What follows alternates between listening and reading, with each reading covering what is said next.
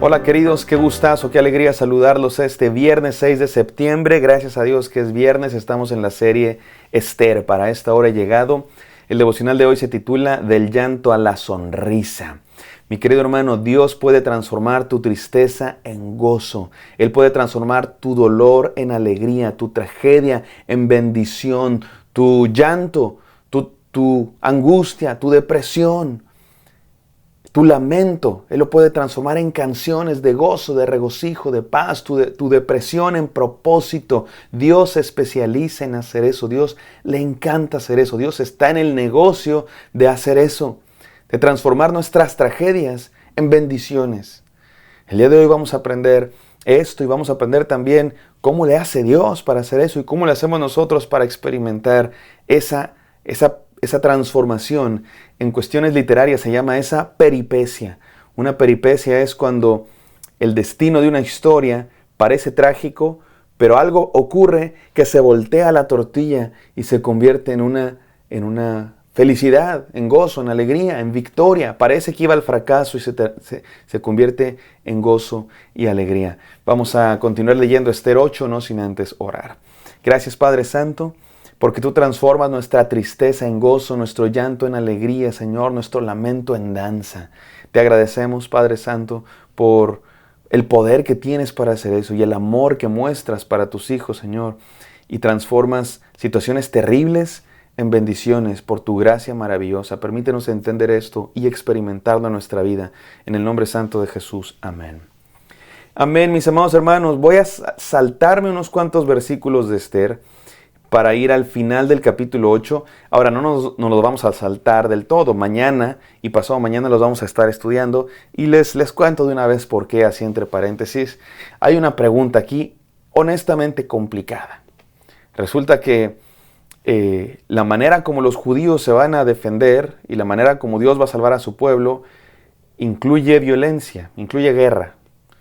El pueblo judío va a poder defenderse de aquellos que desean su muerte y va a haber guerra, va a haber enfrentamiento, va a haber muerte y van a triunfar los judíos sobre sus enemigos. Y esto provoca bastantes preguntas, sobre todo a la luz de lo que nos dice Jesús. Ama a tus enemigos, pon la otra mejilla. ¿Dónde quedan esos valores de amar a los enemigos, poner la otra mejilla cuando leemos historias como esta de muerte, de matar a los enemigos? Y bueno, hay mucho que decir, hay mucho que explicar para poder entenderlo y para darnos cuenta que no, la Biblia no se contradice, ni hay aquí una contradicción entre un Dios violento del Antiguo Testamento y un Dios de gracia del Nuevo Testamento. Mañana lo entenderemos, pasado mañana lo entenderemos más, pero hoy vamos a concentrarnos, les anticipo esa pregunta para que no se pierdan los devocionales de mañana, pero hoy nos concentramos en otra cosa, nos concentramos en el hecho de que Dios transforma nuestras derrotas y fracasos en victorias, en alegría, en felicidad. Entonces vamos a ir al versículo 15 del capítulo 8 que dice así. Vamos a leer desde el 14. Los mensajeros, siguiendo las órdenes del rey, salieron deprisa montando veloces corceles, y el edicto se publicó también en la ciudad de Susa. ¿Cuál edicto? El edicto que permitía a los judíos defenderse de aquellos que iban a atacarlos en obediencia al primer edicto. El primer edicto mandaba que se aniquilara a los judíos. El segundo edicto permitía a los judíos defenderse. Y va a haber una guerra, eso es lo que va a haber. Ya veremos cómo se desarrolla esta guerra y qué enseñanzas tiene para nosotros que creemos que la violencia no es de Dios y que creemos que lo que dice Jesús, ama a tus enemigos, es verdad. Ya veremos. Por lo pronto, hay fiesta. Versículo 15. Mardoqueo salió de la presencia del rey vistiendo ropas reales de color azul y blanco, una gran corona de oro y un manto de hilo de lino fino color púrpura. La ciudad de Susa estalló en gritos de alegría. Para los judíos, aquel fue un tiempo de luz, alegría, júbilo y honor. En cada provincia y ciudad donde llegaba el edicto y la orden del rey había alegría y regocijo entre los judíos, con banquetes y festejos, y muchas personas de otros pueblos se hicieron judíos por miedo a ellos. Este es un momento de regocijo. Y claro, por supuesto, imagínate, si había dictado una ley para aniquilarlos. Imagínate lo que eso significa.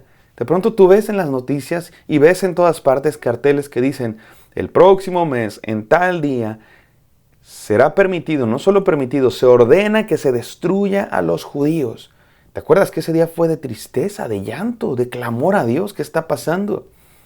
Y ahora Dios ha dado la solución, Dios ha volteado la tortilla, Dios le ha dado botellita de Jerez a aquellos que deseaban la muerte de su pueblo, aquellos que se opusieron a Dios. Dios hizo justicia y ahora Dios ha permitido que haya otro edicto en el que permite a los judíos defenderse. Y este es motivo de alegría, de celebración, de gozo, de fiesta. De hecho tienes que saber tú esto, el libro de Esther es un libro muy especial porque es un libro que acompaña a una celebración muy importante de los judíos. Hasta la fecha los judíos celebran el Purim. ¿Qué es el Purim? El Purim es una celebración por este evento, exactamente por lo que pasó en tiempo de Esther. Porque, oye, es que no es cualquier cosa.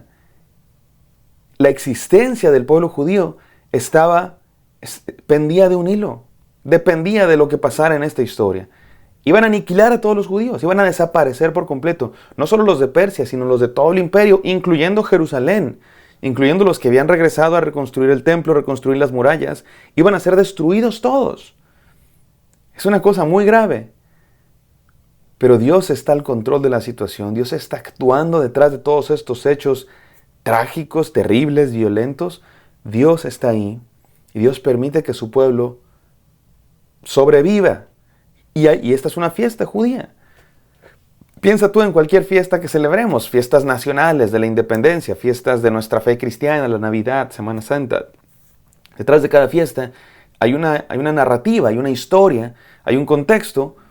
Los mexicanos, por ejemplo, celebramos el grito de independencia y hay una historia del grito cuando Miguel Hidalgo y todos los conspiradores de allá Dolores Hidalgo y la corregidora y el grito y etcétera.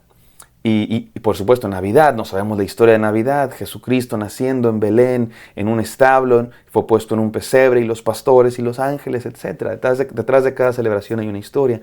Hay una celebración de los judíos que se llama Purim y la historia detrás de esa celebración, porque los judíos se juntan, son 2 días de celebración. Muy a menudo las fiestas son así 2 días, ¿verdad? La víspera y el día de celebración. Y el Purim son 2 días, también veremos después por qué en esta historia se nos van a contar 2 días especiales. El punto es que la historia detrás de esa fiesta es la historia de Esther, cómo van a ser salvados, cómo va a sobrevivir el pueblo de Dios. Déjame te pregunto, mi amado hermano, ¿en qué momento de la historia estás? ¿Ya estás en el momento de la alegría? ¿Dios ya te rescató? ¿Dios ya te mostró su propósito, su voluntad? Para lo que sea, en cualquier situación por la que estés pasando, o sigues en el momento de la tristeza y el llanto y la depresión. Es probable que estés en uno u otro. Tal vez estás en el momento de la tristeza, de la tragedia, no sabes qué va a pasar. Hay edictos en tu contra, hay situaciones en tu contra. Y tienes miedo, o tienes angustia, o tienes tristeza. Déjame decirte, mi amado hermano, que Dios puede convertir tu tristeza en gozo, Dios puede convertir tu lamento en danza, Dios puede convertir tu dolor en alegría. Dios es tu protector, Dios está contigo y Dios quiere transformarte. Pero acuérdate lo que hay que hacer. Y te lo digo recordando lo que hicieron Esther y Mardoqueo, que son los personajes de nuestra historia, que representan al pueblo judío y a quienes Dios salvó. Esther y Mardoqueo probablemente también iban a ser aniquilados. No probablemente, seguramente se había construido una horca para destruir a Mardoqueo, para ahorcar a Mardoqueo. Pero acuérdate lo que pasó con ellos. Hay 3 cosas que quiero recordarte que hicieron Esther y Mardoqueo y que te invito a ti que hagas también, que debemos hacer como cristianos, como creyentes en Dios. Número 1, arrepiéntete, vuelve a Dios. Es en los planes de Dios, es en los caminos de Dios donde vamos a experimentar esta bendición, esta transformación de llanto a sonrisa, de lamento a alegría, de dolor a danza. Es en el plan de Dios, es en su voluntad, es en sus caminos. Por eso lo primero que hay que hacer es arrepentirnos. Arrepentirse literalmente significa dar vuelta atrás, dar un giro de 180 grados, volver a Dios. Número 1, arrepiéntete. ¿Te acuerdas que eso hicieron Esther y Mardoqueo?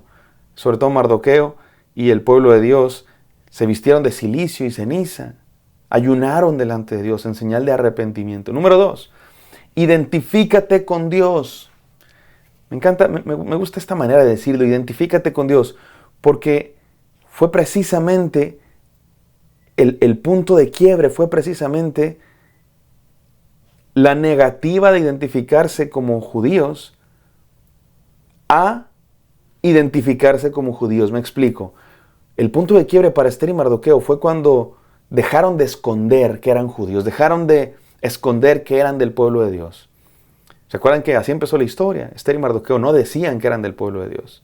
Cállate, no vayan a saber que somos judíos. Y la historia no nos dice exactamente por qué. ¿Era por miedo? ¿Era por prudencia? Me parece que tenía que ver con que querían crecer, querían avanzar en su carrera política o en su estatus social. Estaban buscando entrar al palacio del rey. Mardoqueo trabajaba en la guardia del rey. Esther había sido escogida para ser una de las posibles reinas y después para ser la reina sustituta de Vasti, ¿te acuerdas?